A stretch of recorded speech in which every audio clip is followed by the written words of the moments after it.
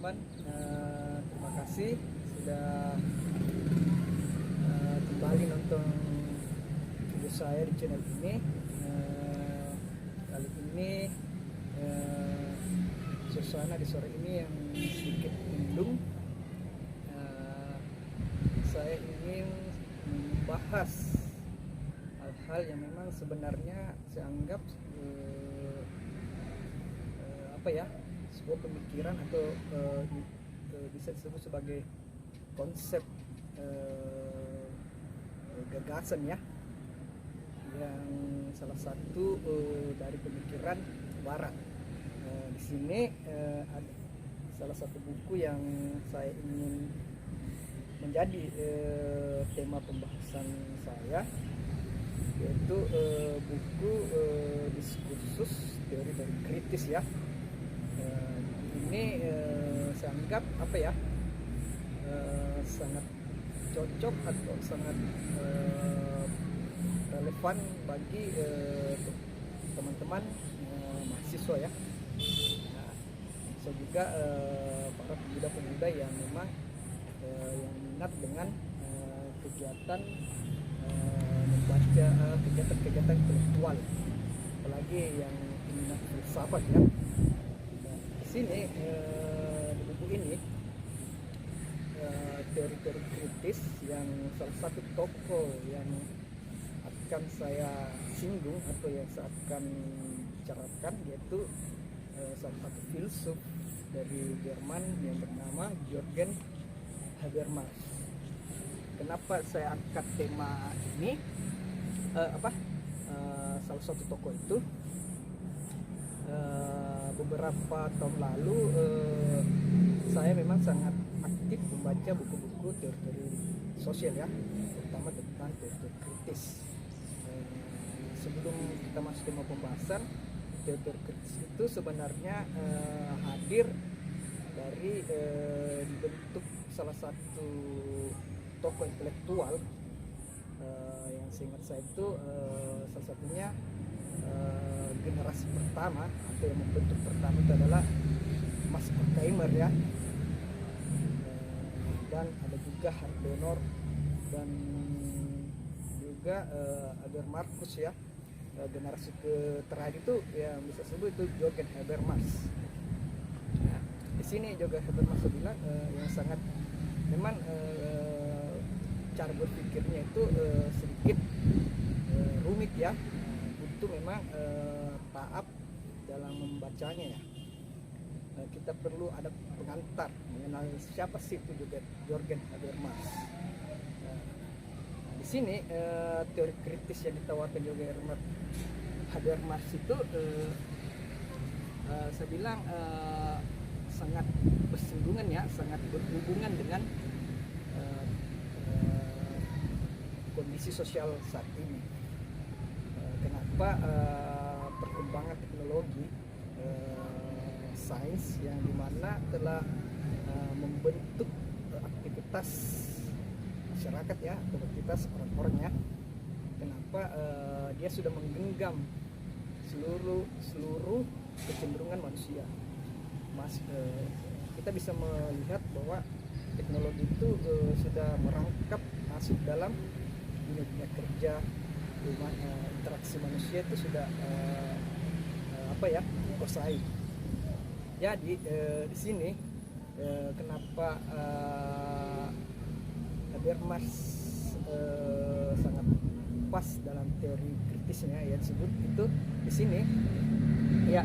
Saya akan sedikit menyampaikan bahwa teori Habermas yang ditawarkan itu yang sangat dikenal ya, itu namanya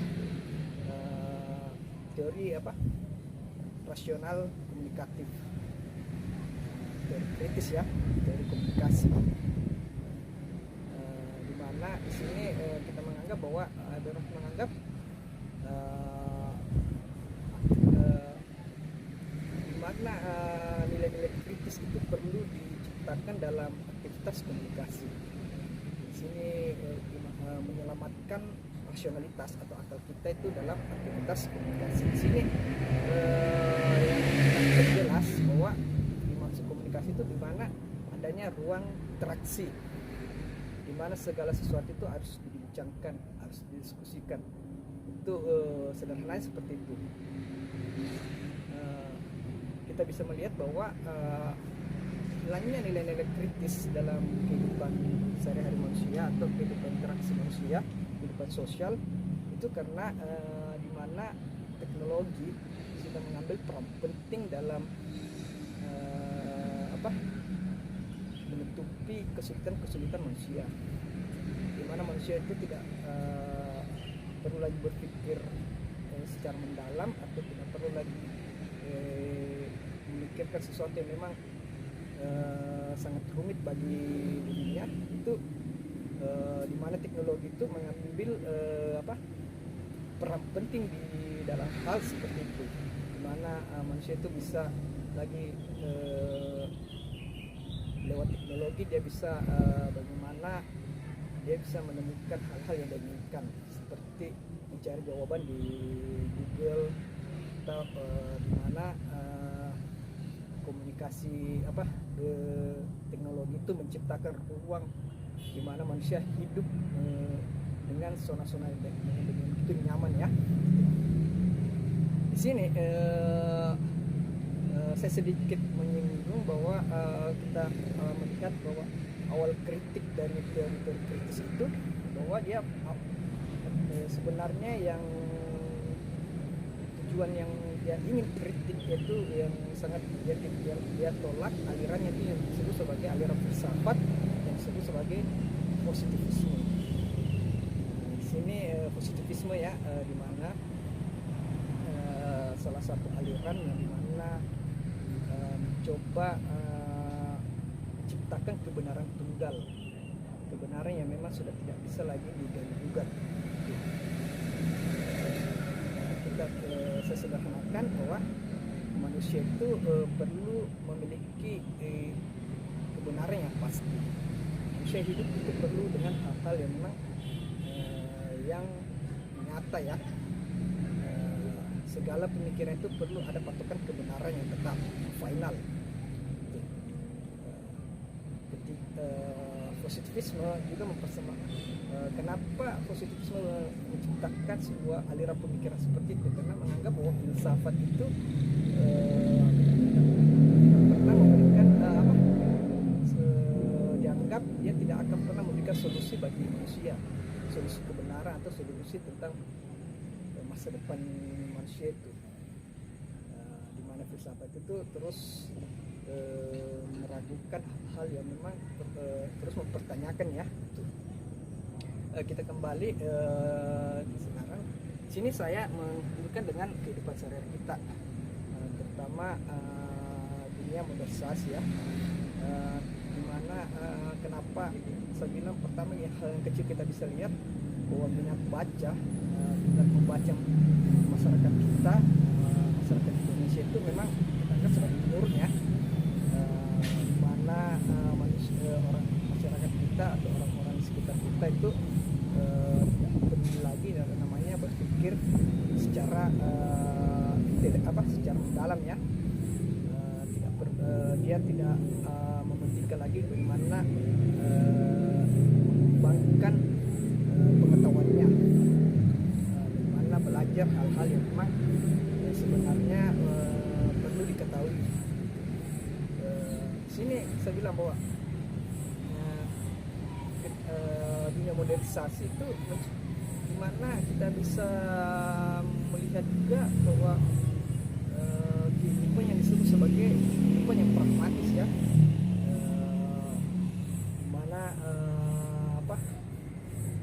era modernisasi itu menciptakan semacam ruang yang disebut sebagai budaya populer, dimana manusia itu semakin mementingkan hal-hal yang memang materialis ya.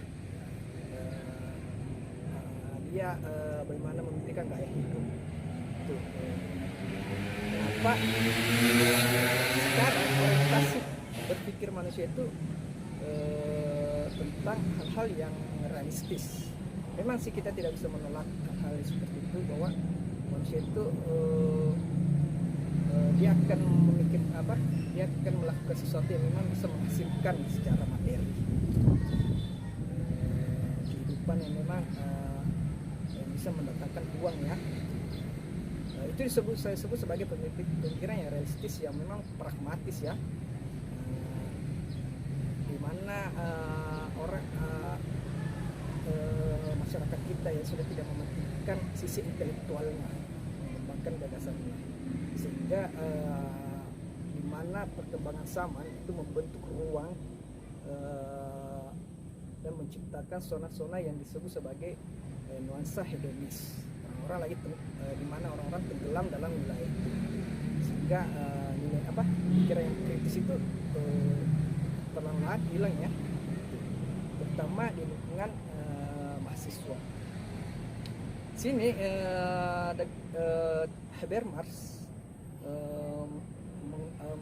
ketika melihat realitas kenyataan sudah seperti itu, bahwa dibilang hegemoni atau penindasan itu akan terus hidup ketika manusia itu tak menyadari hal-hal yang terjadi di lingkungan sekitarnya ya. Jadi Habermas sini teori Habermas menganggap bahwa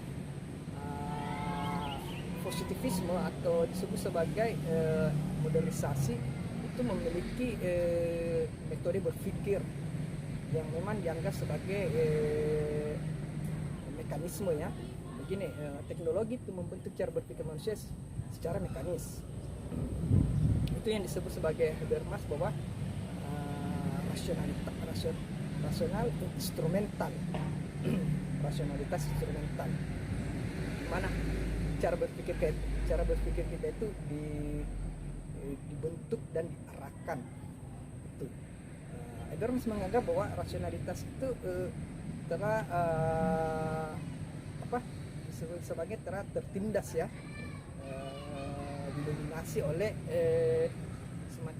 masuk dalam lingkaran-lingkaran yang memang ditekan gitu.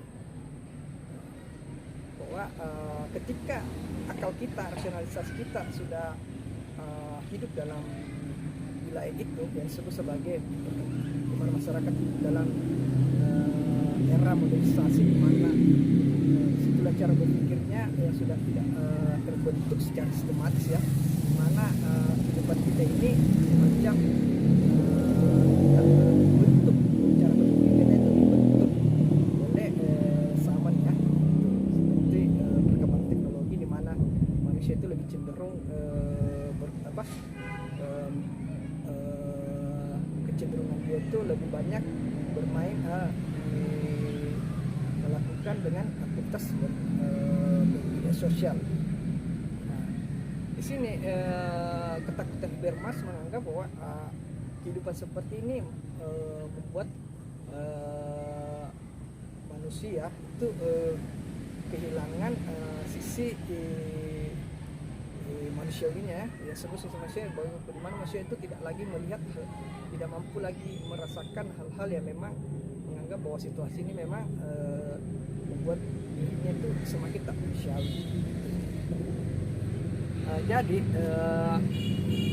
Habermas di sini menganggap bahwa untuk membebaskan manusia dari menciptakan ruang yang memang ruang yang tanpa dominasi, yang tanpa ada kepentingan, itu perlu memang di mana membebaskan rasionalitas kita itu untuk bagaimana keluar dari zona itu dan melihat. Nah, dibilang bahwa sini ada di Habermas menganggap bahwa manusia itu, orang itu perlu keluar dari dirinya. Ada di sebuah istilah Habermas dia sebut adalah kritik ideologi. Kritik ideologi ini yang dimaksud oleh Habermas adalah mempertanyakan sesuatu yang telah kita yakini. Awal untuk menghadirkan nilai-nilai kritis dalam diri kita, dalam pemikiran kita itu, Habermas harus yang dimaksud Habermas itu adalah bagaimana manusia itu mempertanyakan hal yang sudah dia yakini. Itu sini jadi di mana ruang sosial kita yang sudah kehilangan kehilangan aktivitas kritisnya, di mana ruang publik, ruang komunikasi yang dianggap Habermas sebagai ruang yang memang ruang interaksi, ruang bagaimana menimba ilmu pengetahuan ya, ruang bertukar pikiran, itu sudah tidak ada. Ruang publik itu dibentuk di mana ruang publik yang memang sebagai ruang interaksi sekarang itu berubah jadi ruang yang memang didominasi oleh kepentingan orang-orang tertentu ya. Itulah mekanisme dalam mekanisme dalam menguasai suatu masyarakat ya. Itu. Saya begini, Jürgen Habermas menganggap bahwa berpandangan bahwa ketika kita mengetahui kehidupan seperti ini dan masyarakat perlu bagaimana membuat masyarakat itu sadar akan hal itu. Di dalam buku ini sebenarnya ini cukup sangat penting ya. Kenapa saya bilang sangat penting? Karena di sini mencoba beberapa tokoh yang coba mengajak kita untuk bagaimana ada hal-hal yang membuat kita untuk menyadari bahwa untuk bisa kita cara untuk kita menyadari hal-hal yang memang kita tidak ketahui itu adalah bagaimana keluar dari zona itu. Cara keluar dari zona itu adalah itu yang dimaksudkan di sini Habermas, itu bagaimana mempertanyakan hal-hal yang sudah. Kenapa? Begini, manusia ketika ikut hanyut dalam perkembangan zaman itu bahwa dia sudah bahwa saat itu manusia sudah meyakini bahwa dia sudah menerima situasi seperti ini. Jadi untuk membuat manusia menyadari untuk keluar dari zona itu, di mana manusia itu harus mempertanyakan apa yang sudah dia jalankan, apa yang telah dia lakukan, mempertanyakan hal yang sudah dia lakukan. Interaksi seperti itu akan bagaimana semacam kita membongkar hal-hal yang sebenarnya kita lakukan itu hal-hal yang memang sebenarnya kita tidak ketahui secara sepenuhnya. Memang begini, teori kritis itu yang dimaksud dalam Habermas bahwa untuk merubah situasi lingkungan sosial itu kita harus memulai dari diri kita. Kita harus bagaimana merubah cara berpikir kita, konstruk diri kita. Setelah itu kita baru mengkonstruk lingkungan sosial. Terutama yang dari sorotan sebenarnya buku ini adalah bagaimana seorang mahasiswa ya. Mahasiswa sekarang lebih banyak beraktivitas bermain game, lebih senang dengan nongkrong, lebih senang dengan ketemu dan berjalan-jalan atau liburan-liburan. Masyarakat pun seperti itu. Itu kan dianggap bahwa aktivitas masyarakat Indonesia itu memang sangat pragmatis ya, realistis. Sebenarnya di situ dimana lagi dia sudah kebiasaan-kebiasaan seperti itu bahwa dimana orang-orang itu sudah tak lagi memikirkan sisi intelektualnya, tidak lagi bagaimana mengembangkan pengetahuannya, seakan-akan pasrah dalam kehidupan seperti ini. Jadi teori-teori kritis ini semacam pemikiran-pemikiran kritis itu bukan kita anggap sebagai sesuatu yang temperamen ya, atau semacam sesuatu yang provokatif atau sesuatu yang memang negatif ya, tetapi pemikiran kritis itu kita bisa saya menganggap bahwa itu adalah salah satu cara kita bagaimana mendapatkan sumber pengetahuan. Segala sesuatu memang kita harus, segala sesuatu itu perlu dibincangkan, perlu didiskusikan agar semuanya itu kita bisa mengetahui apa yang sebenarnya terjadi, untuk bisa mengetahui dan banyak menimba wawasan yang luas ya. Kita perlu bertanya, kita perlu mengetahui untuk agar kita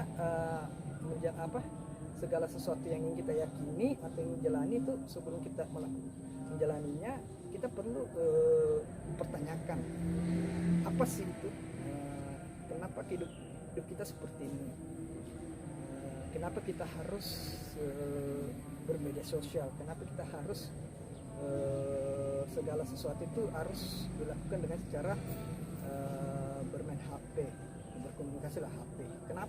Kenapa seperti itu? Itu kan mempertanyakan hal-hal yang memang secara sederhana ya, pertanyaan-pertanyaan semacam pertanyaan-pertanyaan yang spekulatif, yang sekedar ingin yang sebenarnya kita ingin mengetahui apa dari semua ini. Tujuan dari hal itu kita bisa mendapatkan sebuah pengetahuan, oh ternyata seperti ini, agar diri kita itu bisa mengetahui, membatasi diri kita dengan hal yang sudah kita ketahui. Teori kritis itu sebenarnya mengajak kita seperti itu, tidak secara menolak ya, secara semuanya dikritisi lalu dianggap bahwa dia menolak. Tidak, itu sebenarnya keliru ya. Orang yang kritis itu sebenarnya kan menolak, tapi hanya ingin mempertanyakan, ingin mengetahui. Ketika dia sudah mengetahui mau diterima atau tidak itu kan urusan pribadi lagi ya. Itu intinya teori kritis itu bagaimana membuka ruang, membebaskan diri kita dari hal-hal yang memang sempit ya, pemikiran yang sempit, memperluas gagasan kita agar kita agar kita bisa menentukan sesuatu yang apa yang kita ingin jalankan, seperti itu. Itu sangat penting dalam kehidupan kita, apalagi kehidupan saat ini yang memang sudah dikuasai oleh perkembangan teknologi, sains,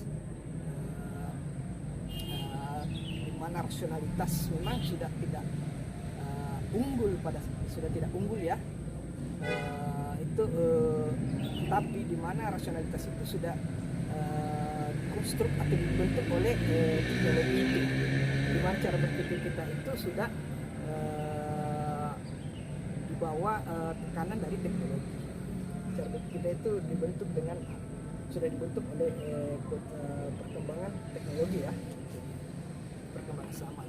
Segala sesuatu itu harus, segala kecenderungan kita itu tidak lepas dari teknologi itu. Urusan-urusan kita itu selalu dipermudah oleh teknologi. Jadi kita tidak perlu berpikir sulit ya, atau memikirkan hal sulit, karena kita menganggap bahwa kehidupan ini sudah canggih, segala sesuatu bisa diselesaikan seperti itu. Mungkin itu pembahasan penyampaian saya yang sederhana, menggambarkan bagaimana kondisi kehidupan kita dengan dan juga di sisi lain bagaimana teori kritis itu merespon, menanggapi kehidupan kita saat ini, di mana Jürgen Habermas menyarankan ya, atau menyarankan kepada masyarakat kita bahwa kita perlu kritis, itu sebagai rasionalitas komunikatif. Rasionalitas komunikatif itu segala sesuatu itu perlu dibincangkan, segala sesuatu itu perlu dipertanyakan, dibincangkan bersama. Dimana dalam rasionalitas komunikatif itu dimana kepentingan sudah tidak ada ya, segala sesuatu itu perlu dibincangkan dan disepakati bersama. Itu tidak ada kelas, ada ada batas dalam diskusi itu yang dia maksud oleh Habermas. Mungkin pembahasan saya kali ini sore ini cukup sampai di sini. Mungkin apa yang saya sampaikan itu hasil bacaan saya yang sebenarnya sedikit-sedikit saya sudah agak lupa ya. Sudah lama saya tidak membaca ikut teori kritis lagi semenjak lebih banyak membaca buku novel atau cerpen. Mungkin sekian dari saya seperti itu. Sampai ketemu lagi di channel saya berikutnya.